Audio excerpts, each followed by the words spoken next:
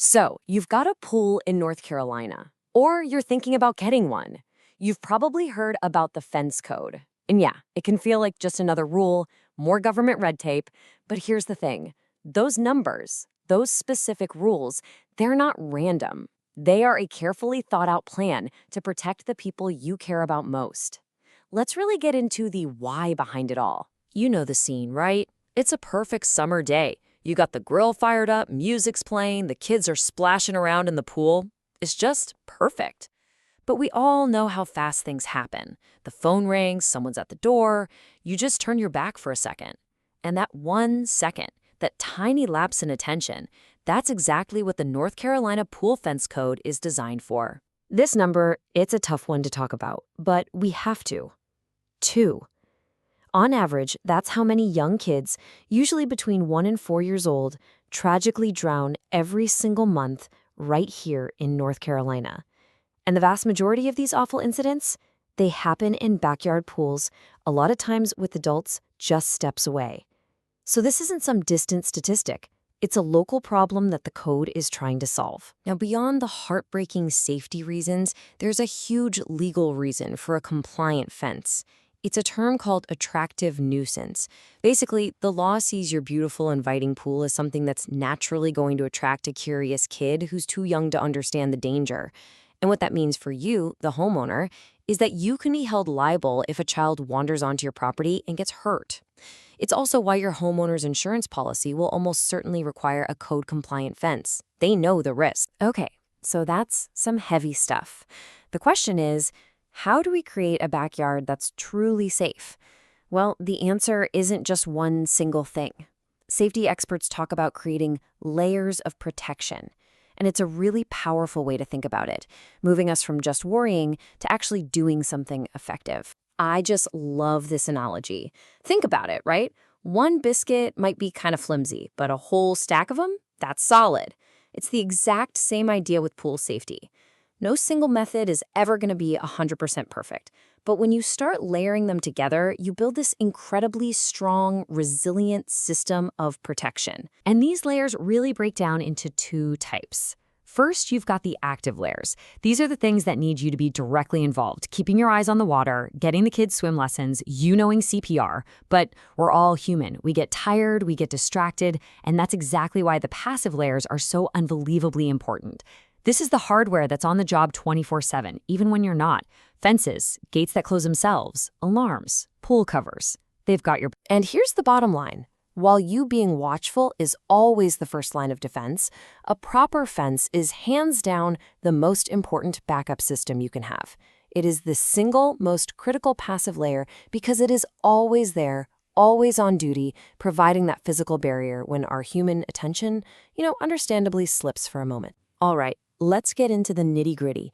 The numbers you see in the North Carolina Pool Code, they were not just picked out of a hat. They're a super specific blueprint, and it's all based on real-world data about what a small child can and can't do. Let's see how these numbers actually work. So, the first number, the one in our title, 48 inches. This is the absolute minimum height for your pool fence.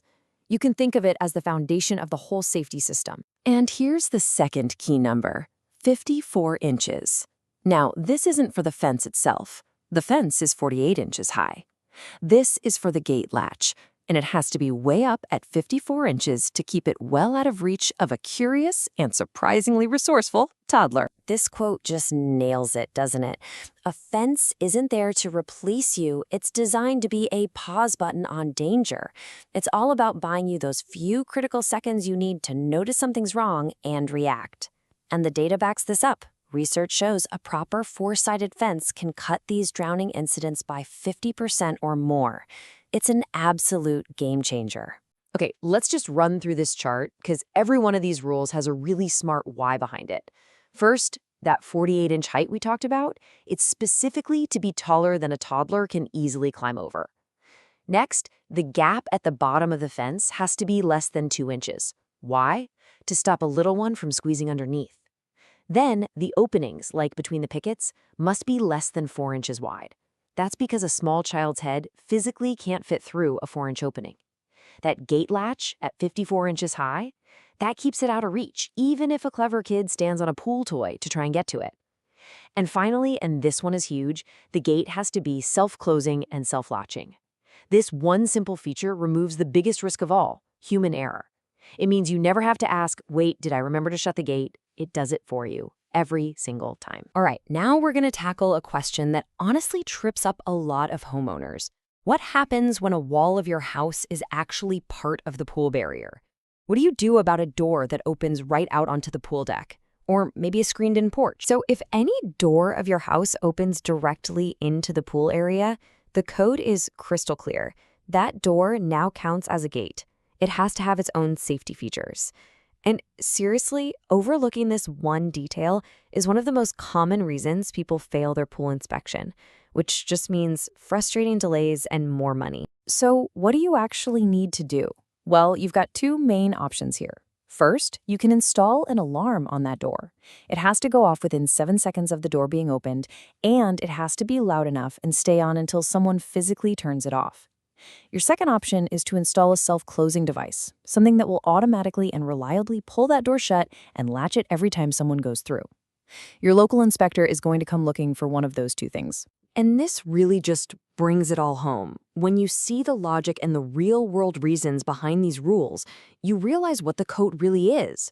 That 48-inch fence with a self-closing gate, it's not some annoying piece of red tape. It is, without a doubt, the cheapest, most valuable insurance you will ever buy against a lifetime of unimaginable regret. So we'll leave you with this last thought to chew on. Your pool, it should be a place of pure joy, a sanctuary for your family and friends. And by understanding and really embracing the why behind the code, you make sure it stays that way. You get to transform a potential liability back into that amazing backyard oasis it was always meant to be.